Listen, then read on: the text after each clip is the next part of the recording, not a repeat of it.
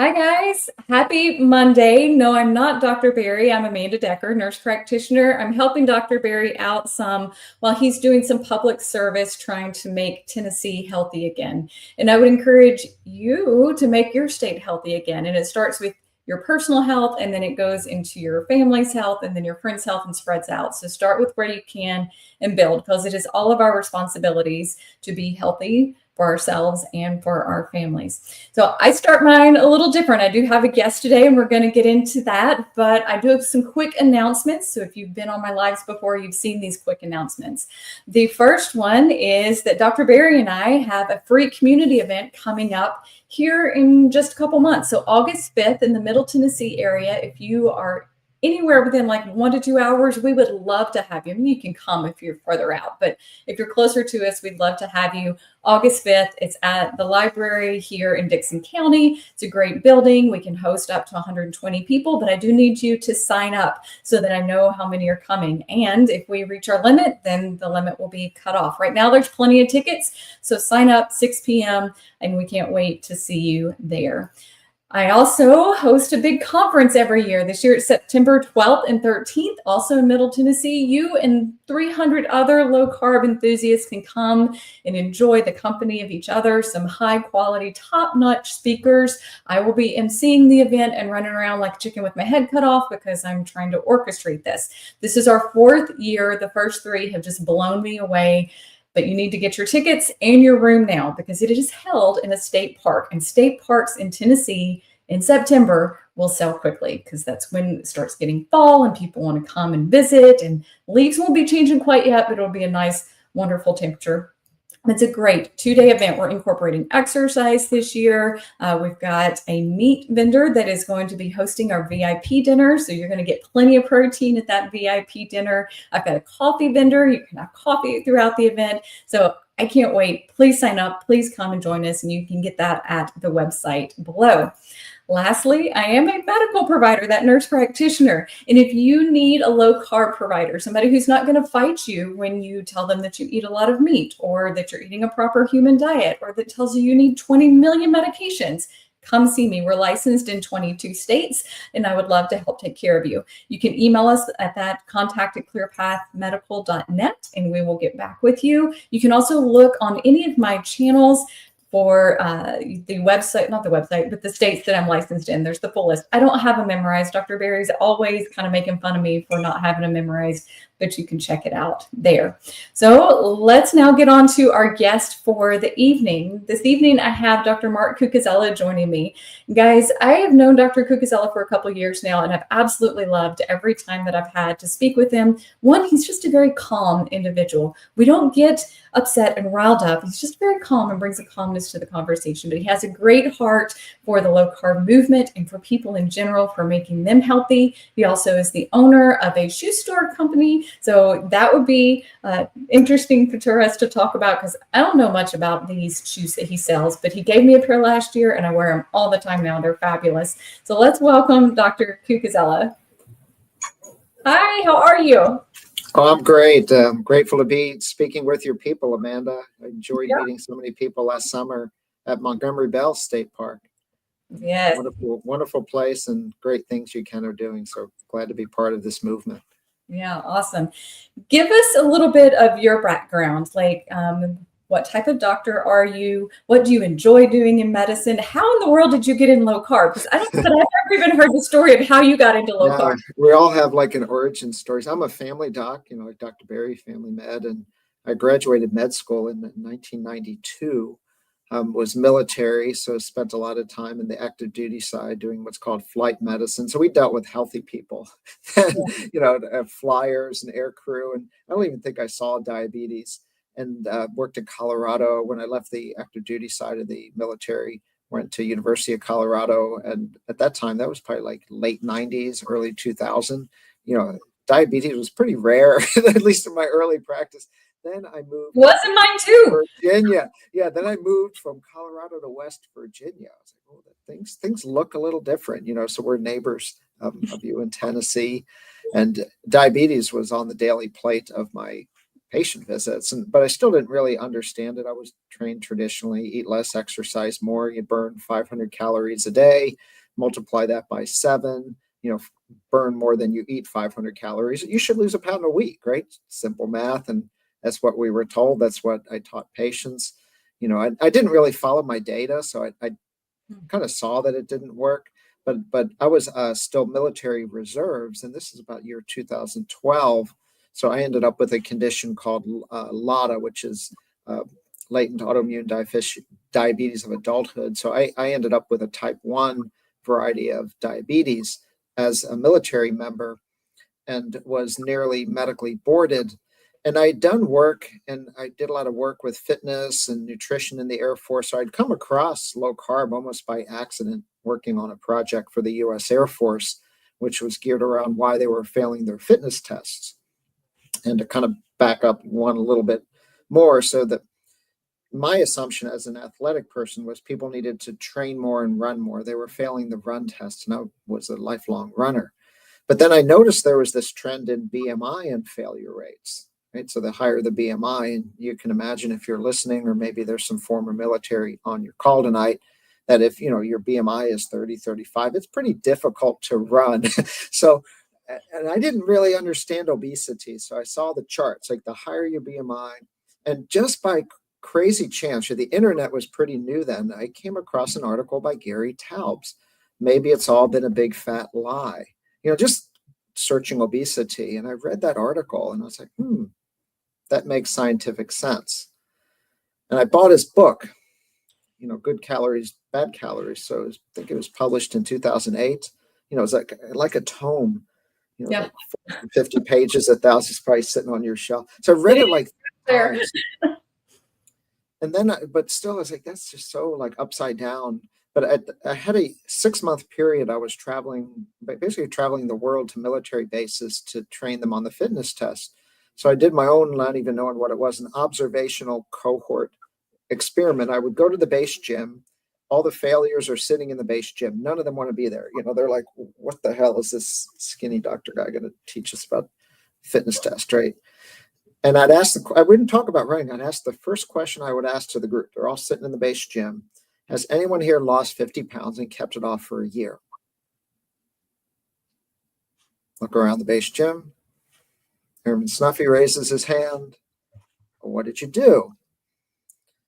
And the common answer, wherever I was something like this. Well, I gave up all the bread. I gave up the soda. I did paleo. And in those days, there was no paleo junk food aisles. It was like paleo is what you just described for the conference, right? You eat some meat and maybe some veg on the side. And a courageous person would actually say, Amanda, because I was a doctor, they're afraid I was going to yell at them. Well, I did this thing called Atkins. They're like, I'm going to yell at them. Well, that's going to give you a hard. But not once did someone say, well, I ate less and exercised more. I did a low fat diet. So that was like, you go to like 50 military bases, and again, you hear this story again and again, but still you kind of almost like you're coming out, right? So then I came back into medical practice after this 6-month military assignment. I went to my clinic in West Virginia after reading Gary's book. And I said, let me just try this on some people. So I described insulin resistance and the carbohydrate insulin model. And it worked. And then I started to teach medical students, change hospital menus, got sugar. But it wasn't like, like I think these days people read a blog and they're like, well, this must be true. And they go change their, no, this was like 3 years in evolution. Being an academic, you got to be, pretty cautious because the status quo rules. And if you're going to kind of go against the status quo, you better have your stuff in line. But I felt good enough that I wasn't doing harm. Right. So like as doctors, so like I felt pretty much whether it worked or not, or whether they could stay on it, it's not sustainable. But I knew that I would not be doing any harm. I live like it's a farming community where I live. So it would do absolutely no harm to tell people to eat how their grandparents ate without the bread. So that's kind of how I got into this. And that was 2012 and what's 2025, so teach this to all my obese and diabetes patients as an option. I mean, it's a human right to know your options. And here's one option. It's probably the most scientific option. I know it's not going to, you got to go to work, right? Just like you're going to get in shape. There's no free ticket, like, right? If you're going to get in shape, we're going to go to work, right, Amanda? Mm-hmm. Yeah, we're going to go to work. This is what you got. If you have a bad day, big deal, but we're going to go to work. Yeah. And I think if people understand like that, we're ready to work together. If they don't want to go to work, I can't help them. Just like they're trying to get fit, or yeah. So that's kind of my story. Being in the mainstream, right? So I was in academics and Department of Veterans Affairs. So this is difficult in Maine. I mean, I think everyone reads that. It's like, why is this so hard? And people have to like leave mainstream to be able to do this without fear. So yeah, I've been in the fight, but you always do the right thing. Teach people, and it's a human right to have options about ways to get better. It doesn't work for everybody. People have issues with food addiction and different, but we work together. So if plan A doesn't work, we always have a plan B for people, and a plan C and a plan D. So, but for obesity and diabetes, plan A is get rid of carbohydrates, because it's essentially a problem of carbohydrate intolerance. This is plan A until proven otherwise. We're going to go with plan A. If this isn't working, then we got to go deeper dive. But, okay, because people have unusual situations sometimes, but that's my story. What has been your most rewarding case that you have worked with since going low carb? Like, does one stick out in your brain? There's so many. Well, one of my most recent patients, so I mean, I spoke at your conference last year about GLP-1s, right? So some people need a pound of cure, like some people really struggle. And our ultimate goal is to help fix people so they can come off the meds. And we always start with the minimal effective dose, right? So some people just need a little bit of something to help them get started. So I had a patient, he was 300, he had stents in his heart, 350 pounds. Saw him once, gave him the little low carb on a budget book, the food list. And we started him. I mean, he was struggling. He had stents in his heart, so he met criteria to get semaglutide. So we started him on 0.25, right? Low dose. Right? This guy was struggling. He knew low carb. He'd do it, come off it. Like he just couldn't stress. Started 0.25 semaglutide. We just thought, here's just stick to this way of eating. Discipline, discipline, discipline. And I saw him like 9 months later. I hadn't seen him between. And I hadn't refilled his semaglutide yet. It never came in my inbox. He comes in, he's 112 pounds down. And it's like, and he's like, well, yeah, I took that semaglutide. I never went higher than 0.25. He got the starter pen, right, which is 6 doses of 0.25, if you use that. And he didn't need a refill. Wow. I mean, but he was disciplined. I have a query sheet that I do on how, like a debrief sheet. And he was like, he'd wake up, he wasn't a breakfast person, school teacher, he'd teach, and then he would have like eggs and a protein shake for lunch. Then he'd teach, and he'd have a little bit of protein, another little protein, like a one of those, Premier or something. And then he coached football. So he's working out, and then he'd have protein and veg for dinner. But, decent quantity. He wasn't counting or weighing anything. And he was good, but he never varied from that routine. Yeah.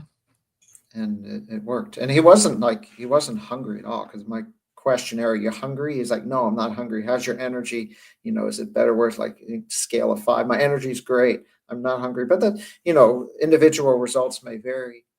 But, we just got off the phone today with a former patient when I was working in a different place, and he does HVAC. And because I always call him, he's my go-to guy. And I'm like, how you doing? So his A1C was 13. Wow. He was a dad, 3 kids. And so he's 80 pounds still. This is like 3 years later. He's 80 pounds still off all diabetes meds, A1C 5 and change. He's got it. He's a farmer, and he has his own cattle. So he's good. He might be a cure, right? So we never say the word cure. Yeah. Cure is like it's gone. But I think 3 years in, and he can eat food off of his land, and he has his own chickens. Like, he's not going back. He's he's got energy. So that's just, I mean, I can scroll through, almost every week you'll get a text or an email. another patient just texted me today, can you review my book? So he's a Mennonite, and in the Mennonite community, so they don't have health insurance. They kind of pool resources and take care of themselves. So similar story. He got off all his diabetes meds, lost 80 pounds.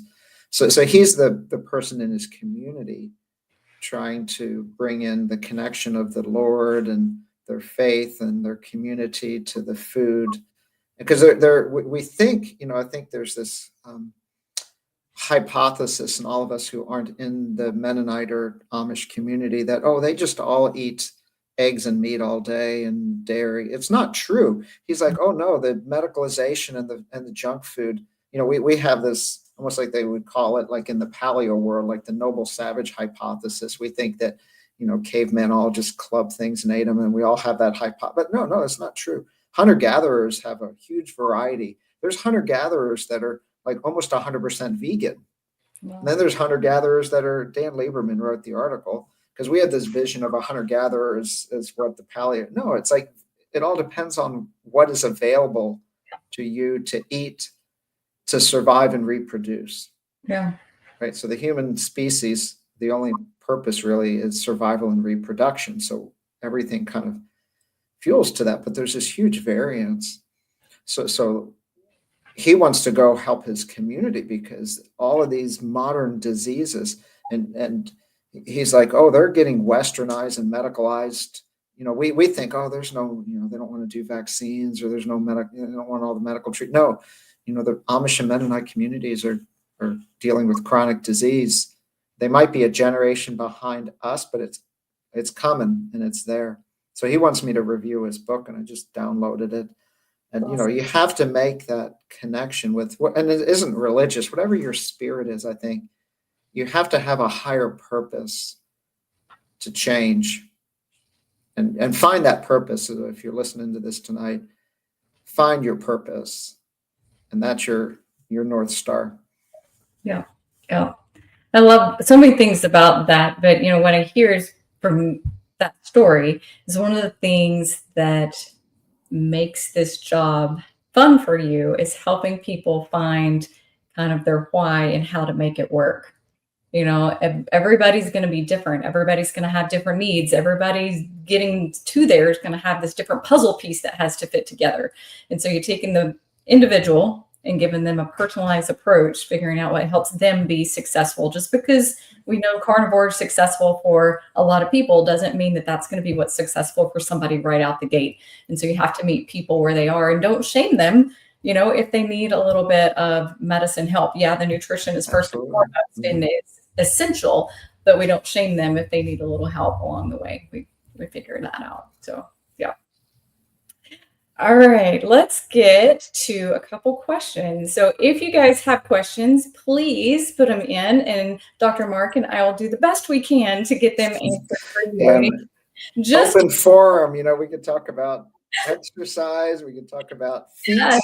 Yeah, that's all. But just if you're tuning in, I'm Amanda Decker. This is Dr. Mark Cucuzzella, and we are not Dr. Ken or Miss Nisha. They are off making Tennessee healthy again, and we are kind of filling in and here for you tonight to support you, because they didn't want you to be alone. So an influencer doesn't recommend doing OMAD, or 1 meal every day, for an extended time because it reduces metabolism and can cause a stall. What do you think? Yeah, again, I think that depends on the patient. So 1 meal a day, so you could truly end up protein deficient in that. But if you're highly overfat, overweight, so say you're starting at a BMI of 40 plus, you have a lot of reserves. And if you can do that 1 meal a day with a pretty high protein load, get insulin down, your body's going to start oxidizing body fat, and you're not going to be hungry. And as long as, just like I have a handout for when we're using GLP-1s. So the goal is to maintain your musculoskeletal system, right? That's, first principle. So if you're doing 1 meal a day, and that's a protein heavy meal, and you're doing good resistance training, and you're doing some form of aerobic activity, and you feel good, you feel strong. So I think we listen to influencers, and we take that advice as an individual, truthiness. But if you feel great and you feel strong and you have good energy and you're not hungry, you're not doing harm. Now, I wouldn't advise that to a postmenopausal female with low bone density and low muscle. So if you have muscle mass in reserve, so at the VA, my average obese patient had plenty of muscle mass in reserve. So if you've been walking around for 5 to 10 years with 350 pounds, I mean, I walk with a 40-pound weight vest for exercise. These people are walking every day with a 150-pound weight vest. They have plenty of muscle mass in reserve. They have to fix their obesity and their diabetes. So if 1 meal a day plan gets them started, right, rapid weight loss. Most people have had gastric bypass. They can't eat. Even if they eat 2 meals a day, they're extremely calorie restricted just by the nature of the operation and the hormonal effects. But if they do the strength training, they do great, right? Their diabetes is gone, their obesity is gone, their fatty liver is gone, their blood pressure problem's gone. Like if all those comorbidities, we call them, on your 1 meal a day plan are going away, your problem list is going away, that's a win. But that's why, Amanda, you exist, right? So this needs a very tailored discussion based on the person on the call or in your office. Yeah, for sure. You know, sometimes people start to think that doing OMAD slows their metabolism or hits their metabolism because they hit a stall or a slowdown in their journey, which is, it's just part of it. The body is not meant to rapidly lose from wherever you're at, wherever you want to be. That would be too stressful on the body. So it's very normal to lose some and then kind of sit and plateau. And I wouldn't blame the process that got you the weight loss there to start with as the problem. It was probably just a normal phenomenon in the body.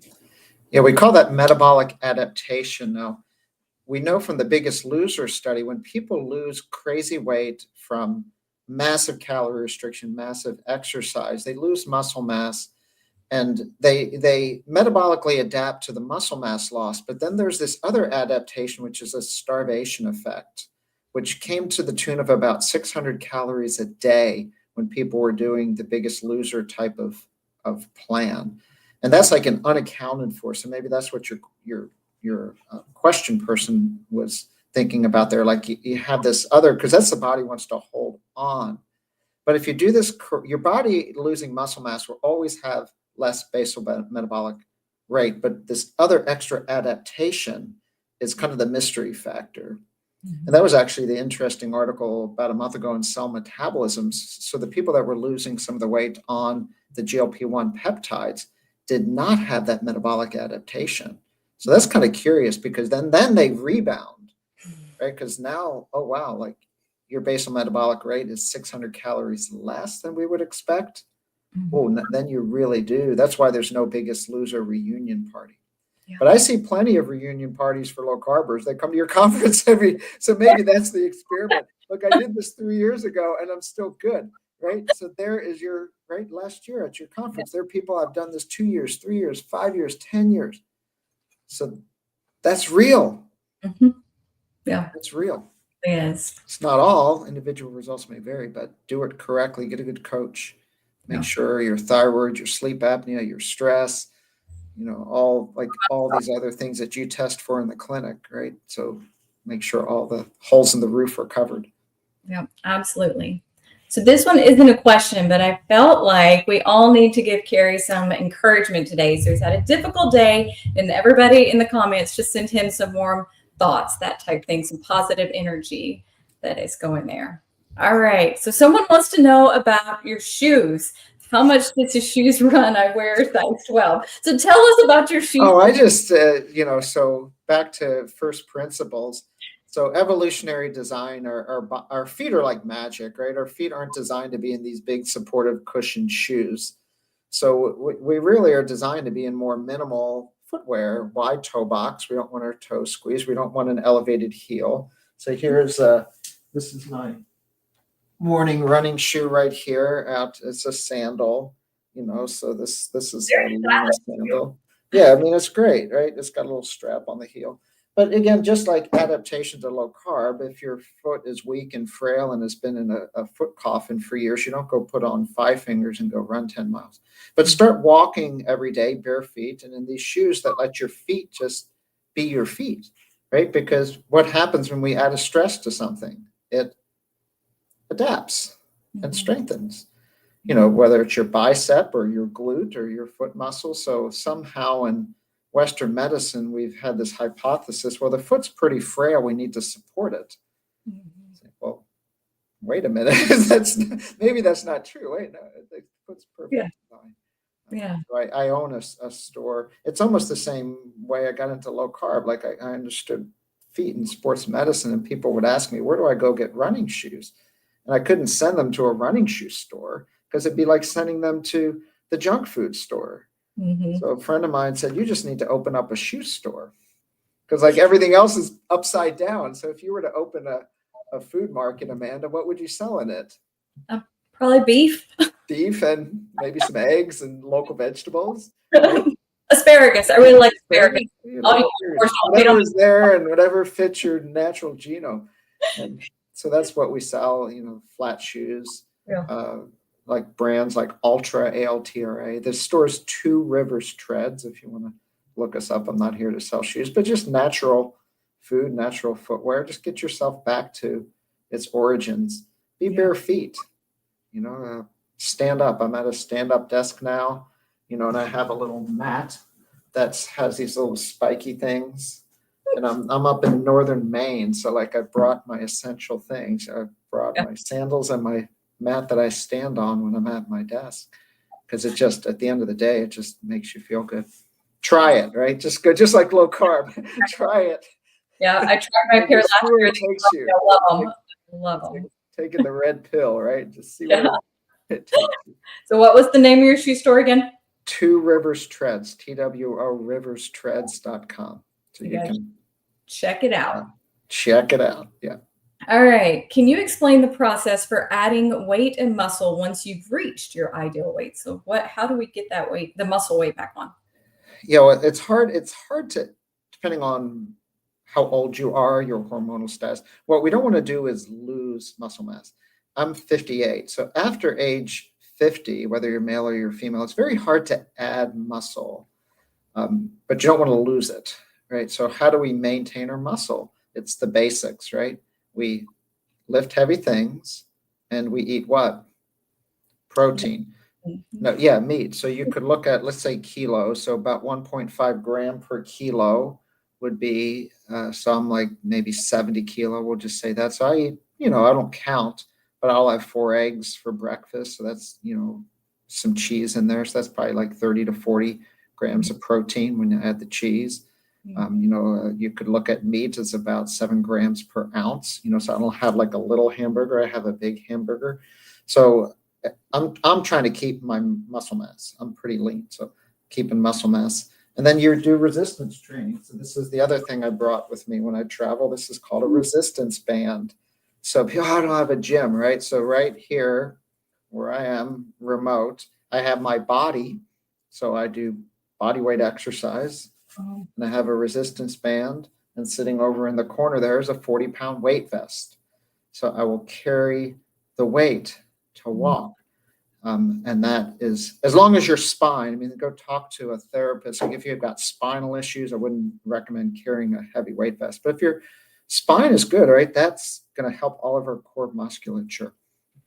So yes, don't compromise. Always prioritize protein. Prioritize exercise. You're trying to reduce body fat by getting insulin down. Carbohydrates make our pancreas secrete the insulin. So we're trying to reduce the body fat. But you're always like, if you're 100 pounds overweight, like if you lose 100 pounds, you will lose some muscle, right? You will lose some, and that's okay because you're carrying 100 pounds. So you're going to lose some of that muscle because when you're 350 pounds, your body builds a lot of muscle just to get up and move. So focus on some of the intuitive stuff. People want all these markers and things. How do you feel? Right? I can get up off the chair. I can hike this trail. Like I have energy. I can lift things.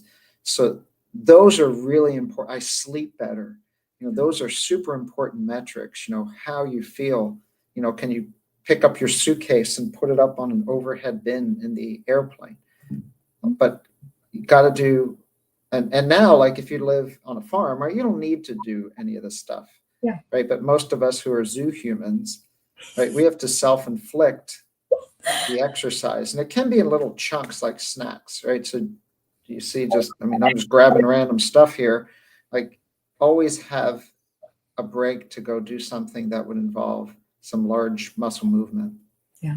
Yeah. And even our farmers today, yes, I do live on a farm. We're a near century farm. We've got just a couple of years left before it's 100 years there. But oh, wow. The stuff that we used to lift and tug now is done by tractors. Got machines. And so our farmers don't have as much muscle as they used to, just because they're relying on machinery to do a lot of it. So at the end of the day, you got to give yourself the building blocks. You give yourself the protein, and you give yourself the time to lift things. And if you've got the protein and the proper food and the lifting, then you're going to build some muscle.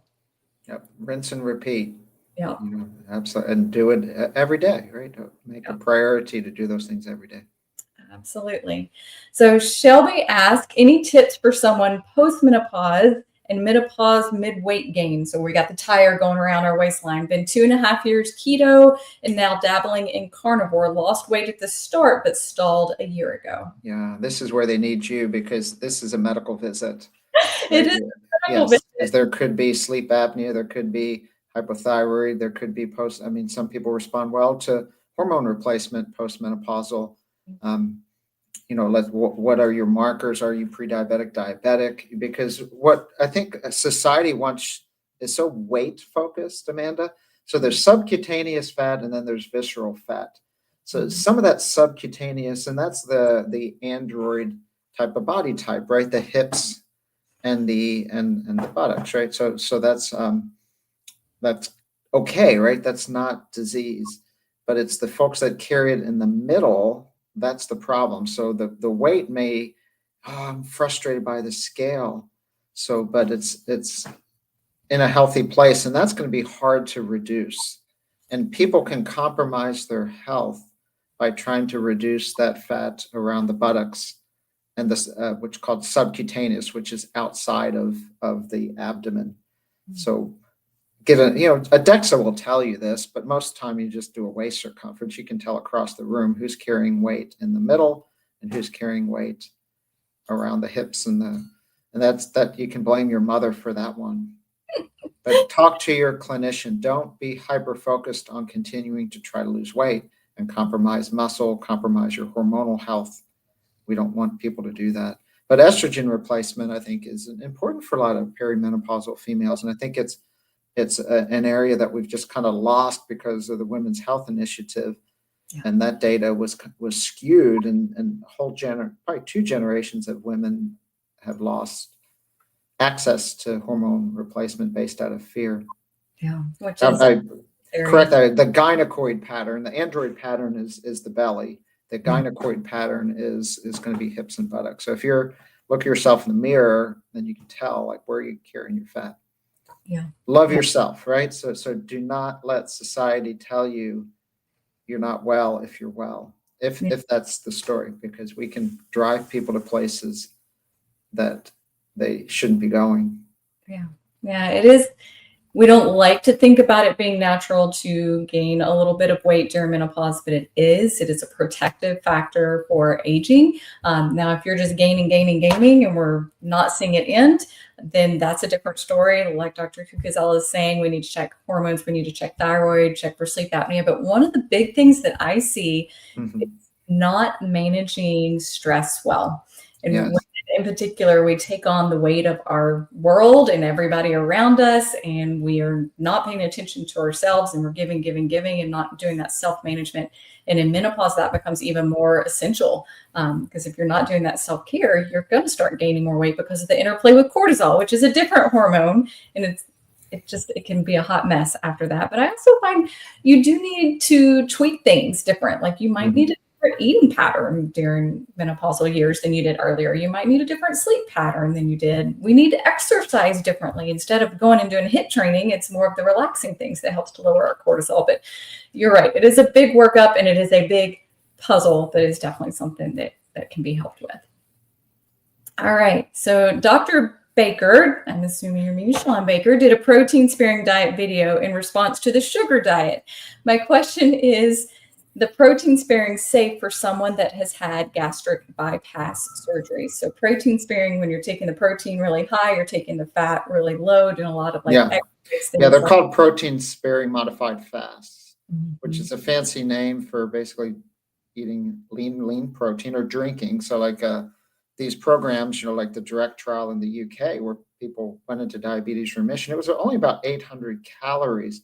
But when you're drinking, let's take like a Premier protein shake, right? There's like 30 grams of protein. There's only 180 calories. Mm. So I had a patient, a veteran, lost over 100 pounds, and his regimen was he basically was doing this without knowing that it had a name. I was like, he comes back and he's 112 pounds or some crazy amount down.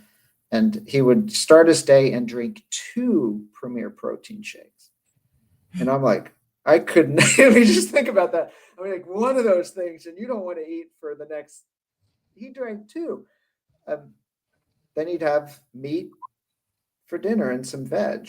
So his calorie intake was less than 1,000 calories a day, but he wasn't hungry because there's like so much protein. So that's fine. And after gastric bypass surgery, people are on this because they reintroduce the protein shakes. And as soon as they start sipping carbohydrates, that's when it all goes south, right? Because you could have a gastric bypass, either a sleeve or a Roux-en-Y, and start sipping sugar.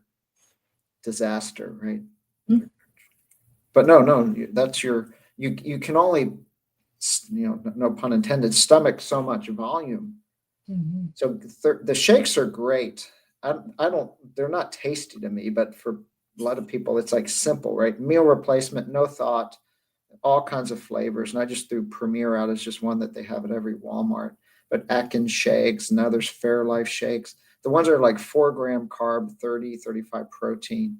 So that's like a protein sparing modified fast.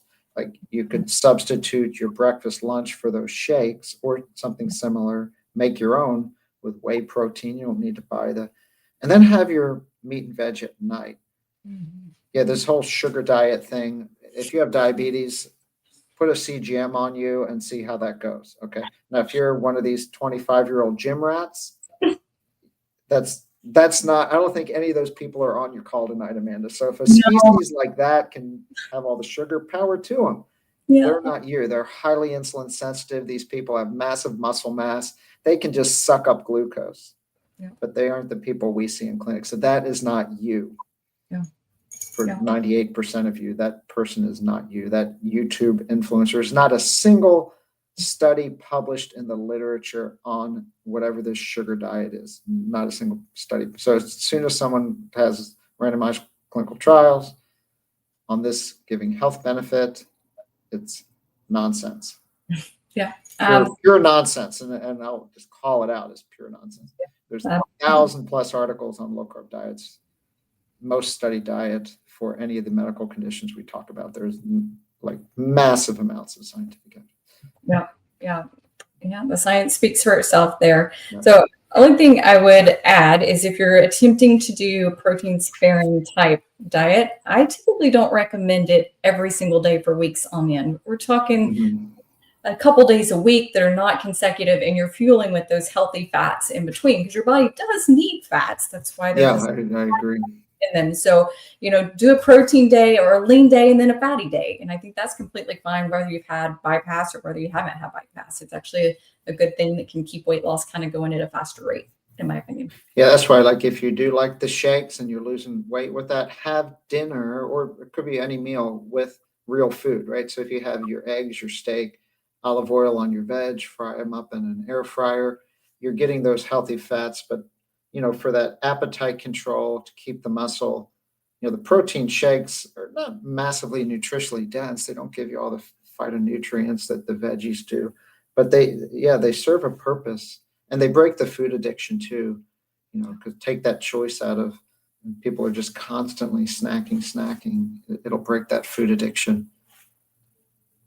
So Shelby, this wasn't a question, but I think she brought up a good point. Says she hasn't done more than a 16-hour fast as she obsesses about food too much and wants to eat too much. And this is something that I've seen a lot in the clinic. If someone tells you they try to fast and they just obsess about food, kind of what are the first thoughts that come to your mind? Well, do they need to? If you're achieving your goals, so you don't have to do that, right? So you can have breakfast. I recommend people get activity in the morning before breakfast if their work schedule allows. Now, if you have to be at work at 6 a.m., that's probably not going to work. So wake up, have a cup of coffee, get some movement, and you kind of work up an appetite. Have a little protein for breakfast, so that could be 9 o'clock or 8 o'clock. It's okay. I think the most important thing is don't be snacking. Don't focus so much on 16-8. Have your dinner and stop. Right? So, yeah, be a grazer. yes, have your dinner and stop. Now, most of us in America, if we were over in Portugal or France, that dinner is 9 o'clock at night. So that's culturally, and you have to work with the culture where you live. But most of us in America, we eat dinner 6 or 7 at night. Stop. Don't eat after dinner. Okay. Because we know that just grazing at night is just a reward thing. It's not a nutritional need, right? That's just a pattern, and just break that. Just like if you're an alcohol user, right? It's not like this is essential alcohol you have to have up until bed, but it's just a habit, right? Your stress, your cortisol's up, your sympathetic nervous system, and you're using that to calm down. So figure out how to break that. But, have 2 meals a day, 3 meals a day, but just eat at your meals. Yeah, so you could do 16-8 and be snacking all 8 hours and be a disaster. Well, I'm doing 16-8, but you're basically constantly eating for those 8 hours. Yeah, It's more about what you eat. Let's go back to the first principles. It's more about what you eat than when you eat. Yeah. Again, we reduce things to these paradigms. So I'm doing 16-8, but I'm eating junk food in the 8 hours. It's like you're wasting your time. You could do 8-16, right? I'd rather you be eating 16 hours a day, real food. Yeah. Yeah. Do that. I'm just thinking you'd have to 6 more. Yeah. I guess you could if you want. The number one thing that I think of, and as soon as I see that or hear that from a client's mouth, is binge eating disorder.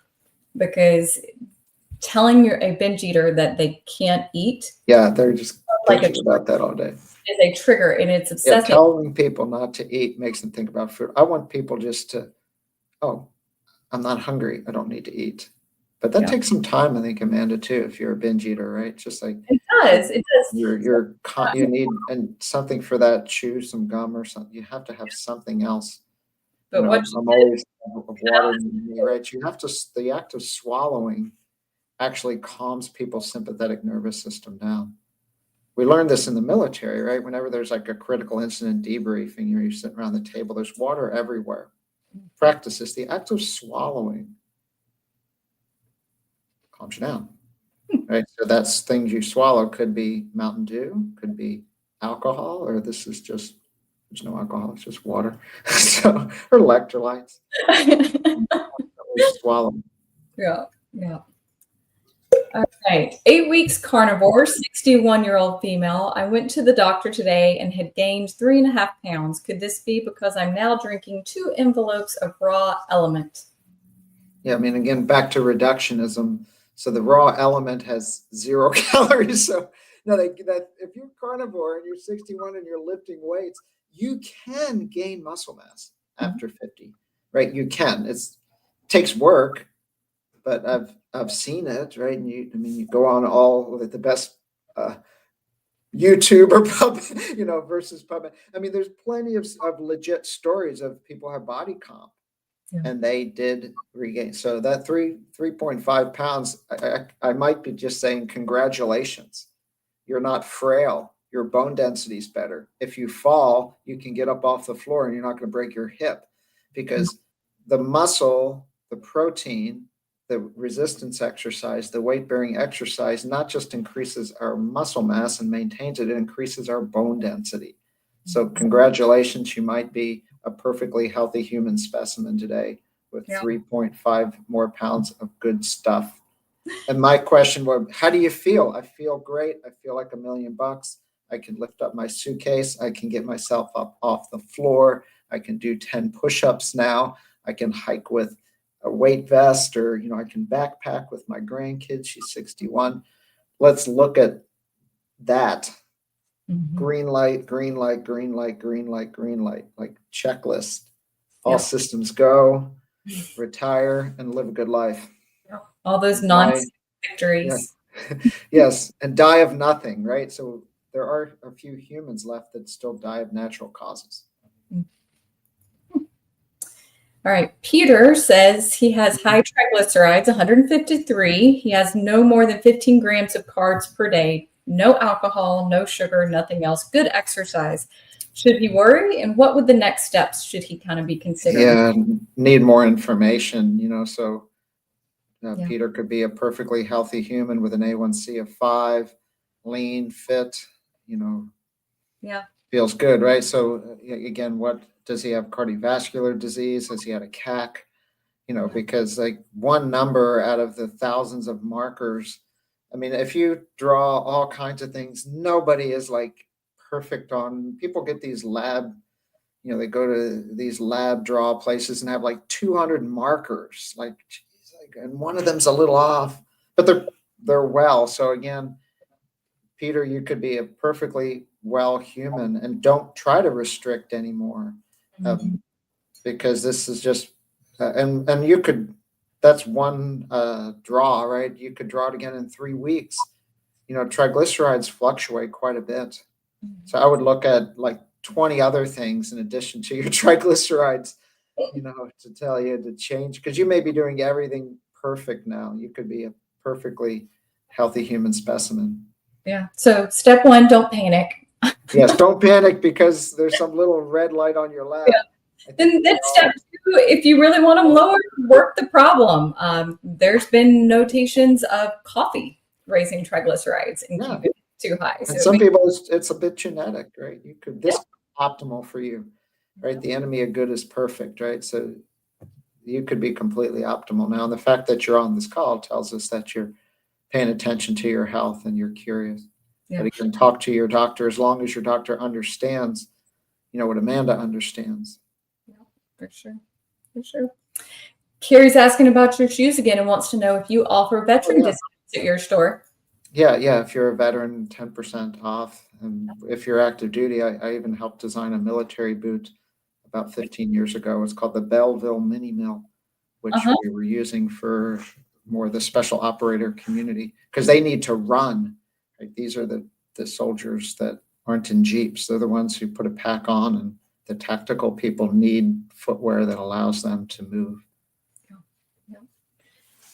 What are your main tips for curbing the cravings when you're fasting and the headaches when you're fasting? What are your big tips? Electrolytes, eat protein, right? And then again, why are you fasting, and what's fasting mean? Fasting could mean 16-8, which really isn't fasting, or it could mean I'm not eating. So again, define to me what fasting is. Yeah, but I think so that word is tossed around a lot, with a lot of like different meanings. And why are you fasting? I see a lot of people doing this who probably shouldn't be doing it, right? If you don't have muscle mass to spare, you better be careful. If you watch a YouTube video about a fasting enthusiast, and it might be negative for your health. Yeah.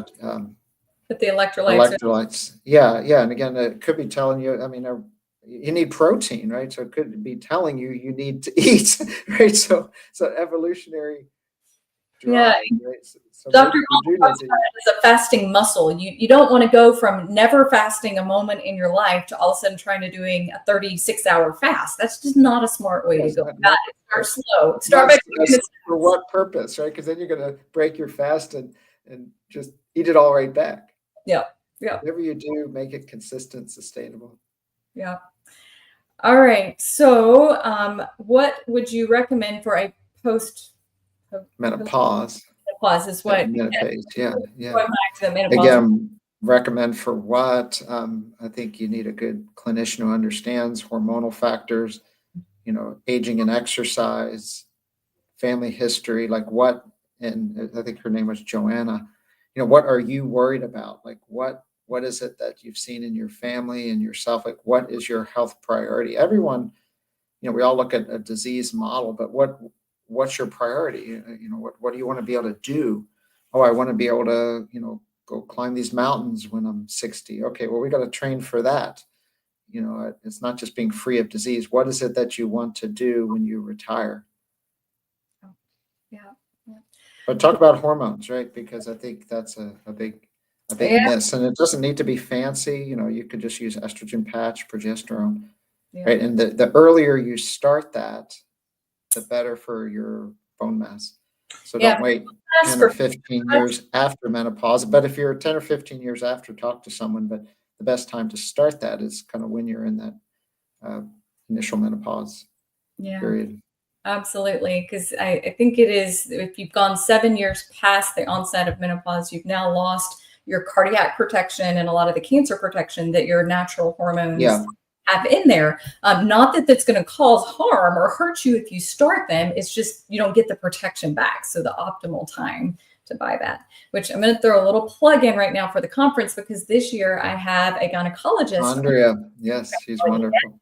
And so she would be a great person to come and pick the brain. You're also welcome to pick my brain. We do a lot of bioidentical hormone replacement here at the clinic. If you can find me when I'm not running around like a chicken with my head cut off kind of thing, that is. But yeah, the conference would be a great time. And that's really important too, man. If you can find someone experienced in bioidentical, because it's not, you really do have to find kind of that hormone whisperer, so to speak. The ones that are, I don't have that skill, so I'll give people the patch and the pill. But man, if I could go back to school and really learn bioidentical, I think there's a lot of power and experience and knowing your pharmacy that you're collaborating with. Oh yeah, that's a great way to go. Very fortunate. My compounding pharmacy is literally a half a mile from me. I can walk in and watch them making the products. I can call up my compounding pharmacist at any moment and say, this isn't adding up, and they can help me figure it out. That's great. That's an unusual situation. It is. All right. Lorraine has a weird question. I've noticed some improvement in my, I'm not going to say that. Dupuytren's contracture. Yeah. Is this possible? I thought that one day I would need surgery. Maybe I have to do that at some stage, but not yet. Yeah, you could go into your Google search, type in ketogenic or low carbohydrate diet and Dupuytren's contractures, and you'll be fascinated. I don't know all the mechanisms, but it goes away in some people. I'm not making that up. Go do that like right now, or go to Chat GPT or Grok or something. And there's a mechanism there. I don't know. After this, I'm going to go look up what it is, because it is this inflammatory state, but it can go away. It's crazy, right? Yeah. Yeah, you're not crazy. It can go away because you're dying. It is possible. Says, no, that's a bunch of hogwash. Open up your phone and just type in and open up your search bar, Dupuytren's contracture and ketogenic diet, and these studies pop up. It's like, I take that back. It's amazed me since I started, coming out as a provider and using low carb, all the different things that the diet can affect and reverse or improve that we're told that never could. It's been my just go to any search engine, type in ketogenic or low carb diet and whatever chronic health condition you're trying to get rid of, and your screen blows up. And use a legit site, PubMed or Google Scholar, right? So, so go to either Scholar and Google PubMed, and you'll get. There's a website, Open Evidence, which is AI for medical. It's called Open Evidence. You can sign up. So that's a higher grade medical than like Chat or Grok or Perplexity. So again, stuff's out there. You said that was Open Evidence? Open Evidence, yes. It's a medical AI, so that it pulls up, it does its magic into the medical literature, whatever that magic is. But no, a good clinician will never be obsolete. So as much as all this AI happens, I think the more they need someone like you, because like they come in and they're like, well, I went on Chat GPT and it said this and this and this. Well, the chat can hallucinate. It can put stuff in there that's not supposed to be in there. No, you still need a human to interpret. There's too much nuance. So Joanne says, I have Kidney multiple cyst. kidney cysts and one Mhm. large cyst. I'm all on ketovore. It is painful. I have an appointment with a specialist. What can cause Yeah. So if that's true, polycystic kidney disease is genetic. Mm-hmm. Yeah, if that's what it is. So diet, whether you eat carbs or eat keto, and you have a genetic polycystic kidney disorder, Yeah. like it's irrelevant. I mean, the diet, use whatever diet it is to make you a healthy human. If you have a genetic kidney disorder, then that's like a different issue. So eat to be a healthy human. But for most people, most of our chronic kidney disease is due to metabolic syndrome, diabetes. Just type in polycystic kidney disease, pure genetic.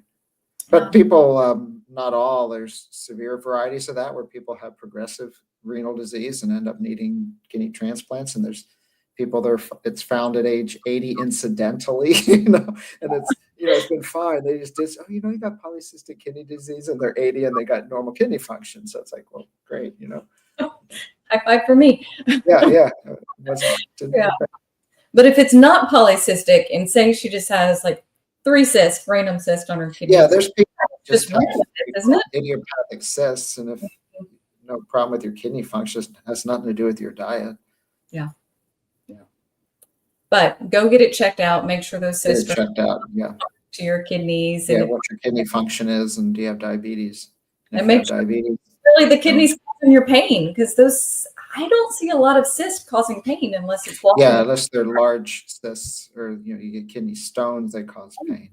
Yeah. So that may not be the etiology of your pain. It could be something else. Fully have it looked out. There's a lot of things shoved into that abdomen in there. Yes. All right. Rad Brown says, I've been strict carnivore for 8 months, but diarrhea for the last 2 months. My question is, if I have 1.5 pounds of beef, but then have diarrhea, does that mean I didn't get any food? Yeah, I don't think I can fully answer that, because like the definition of diarrhea is all over the place too. It's just my stools are loose and people call that diarrhea. And then you could travel to Central Africa and pick up, a bug and like you're losing water.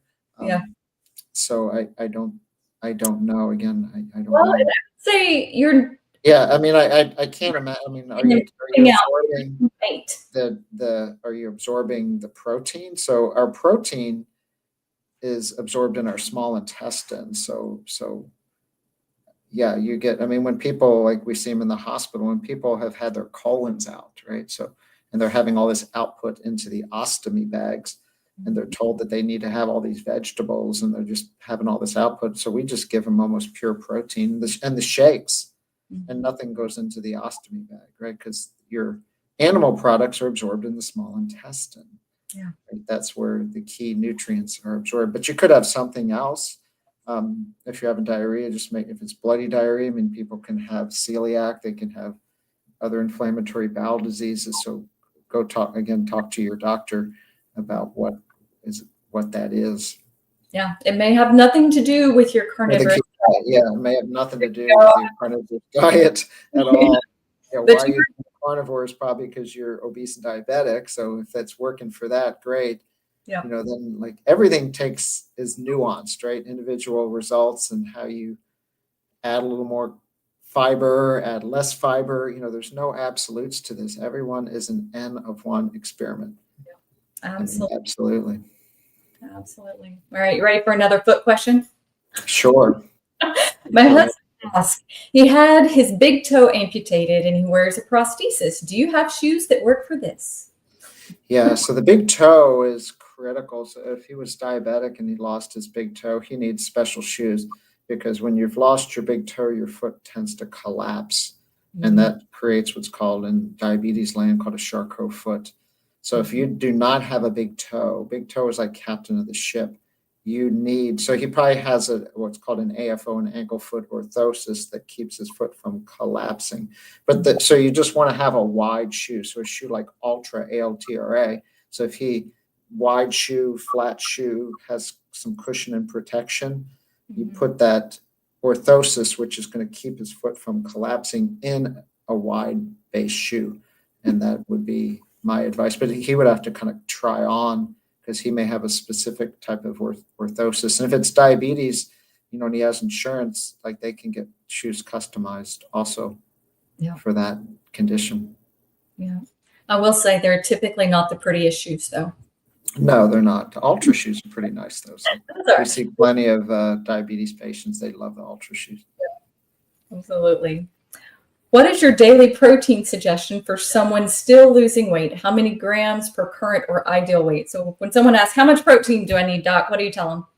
Yeah, I mean, it's hard because most of us don't weigh or count things. I mean, you can read the literature. It's going to say about like 1.5 gram per kilo of ideal body weight. So what's that mean? So say you're about, say you're 220 pounds, 100 kilos, and we're looking at like 1.2 to 1.5 grams.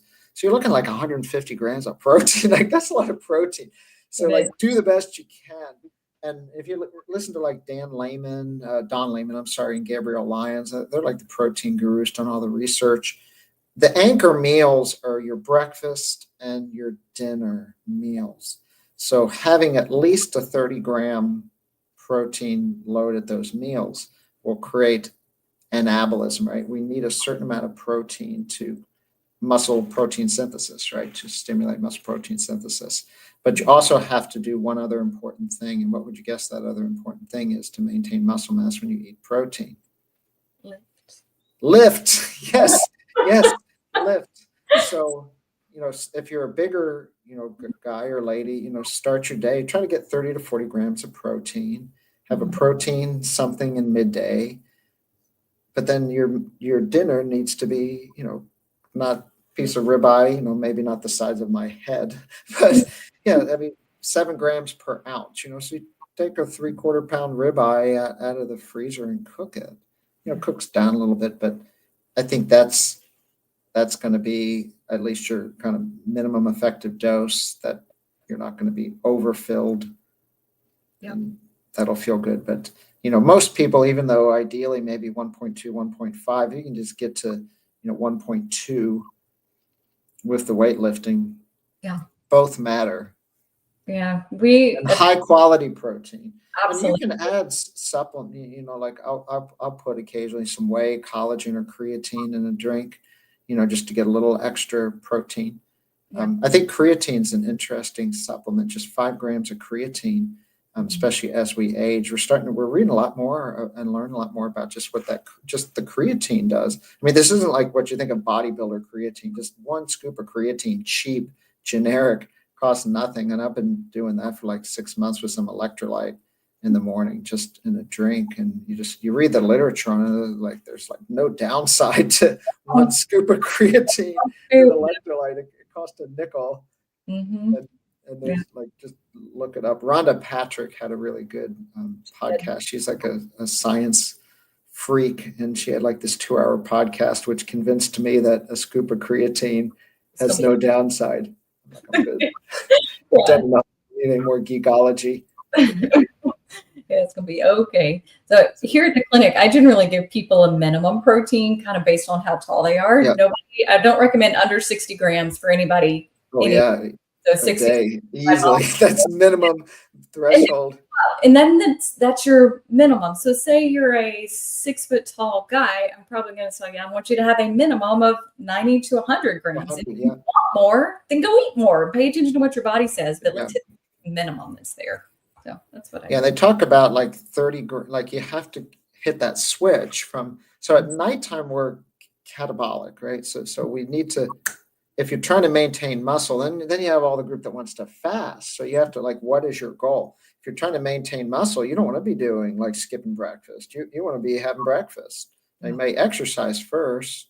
So I'm not trying to lose, I'm trying to maintain my muscle. So I'll exercise, but no kidding, I'm not starting my day without 30 to 40 grams of protein.